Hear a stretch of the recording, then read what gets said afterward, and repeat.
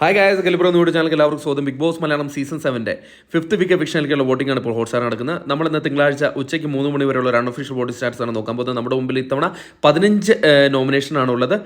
അതുകൊണ്ട് തന്നെ വാശിയേറിയ മത്സരമാണ് നടന്നുകൊണ്ടിരിക്കുന്നത്. ഇപ്പോൾ വോട്ടിംഗ് എല്ലാം തലകീഴ് മേൽ മറിഞ്ഞിരിക്കുകയാണ്. പിന്നിൽ നിന്ന് പലരും മുന്നിലേക്ക് വന്നിരിക്കുകയാണ്. അതുകൊണ്ട് തന്നെ നിങ്ങളുടെ വോട്ടിംഗ് വളരെ നന്നാണ്.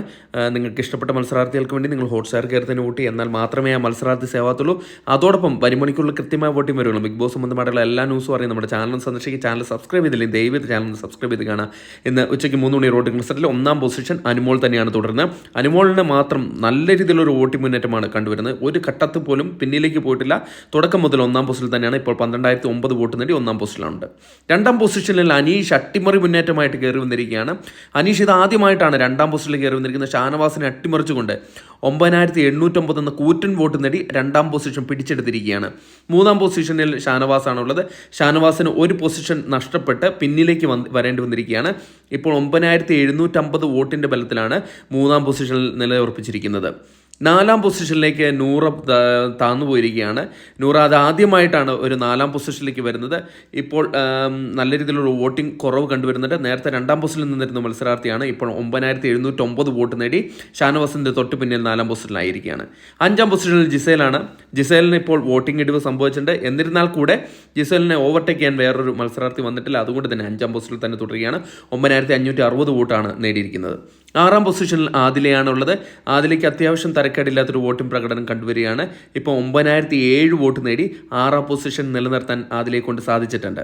7ാം പൊസിഷനിൽ രേണുസുതി കയറി വന്നിരിക്കുകയാണ്. അട്ടിമറി മുന്നേറ്റമാണ് രേണുസുതി ഇപ്പോൾ നടത്തിക്കൊണ്ടിരിക്കുന്നത്. തുടക്കത്തിൽ ഒന്ന് പതറിയെങ്കിലും ഇപ്പോൾ നല്ല രീതിയിലുള്ള വോട്ടിംഗ് പ്രകടനമായി 8,600 വോട്ടോടുകൂടി 7ാം പൊസിഷനിലുണ്ട്. 8ാം പൊസിഷനിൽ അഭിലാഷ് കയറി വന്നിരിക്കുകയാണ്. അഭിലാഷ് നേരത്തെ 9ാം പൊസിഷനിലായിരുന്നു. എന്നാൽ അട്ടിമറി മുന്നേറ്റം നടത്തി അക്ബറിനെ അട്ടിമറിച്ചുകൊണ്ട് 7,807 വോട്ട് നേടി 8ാം പൊസിഷനിൽ നിലയുറപ്പിച്ചിരിക്കുകയാണ് അഭിലാഷ്.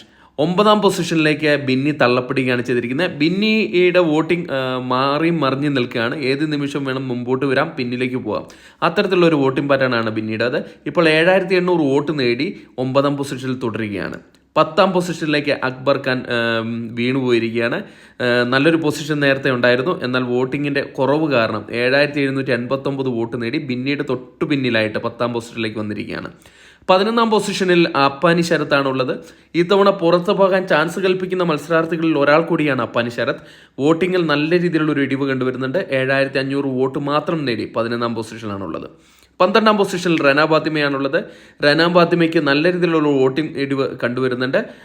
ഇതുവരയ്ക്കും 12ാം പൊസിഷനിൽ നിന്ന് മുന്നിലേക്ക് വരാൻ സാധിച്ചിട്ടില്ല. 7,300 വോട്ട് മാത്രം നേടി 12ാം പൊസിഷനിലാണുള്ളത്.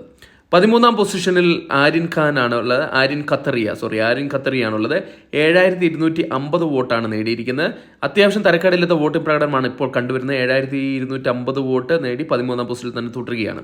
14ാം പൊസിഷനിൽ ഒനീൽ സാബു കയറി വന്നിരിക്കുകയാണ്. ശൈത്യയെ അട്ടിമറിച്ചുകൊണ്ടാണ് ഒനീൽ സാബു 14ാം പൊസിഷനിലേക്ക് കയറി വന്നിരിക്കുന്നത്. ഇപ്പോൾ 6,800 വോട്ടിൻ്റെ ബലത്തിൽ 14ാം പൊസിഷനിൽ തുടരുകയാണ്.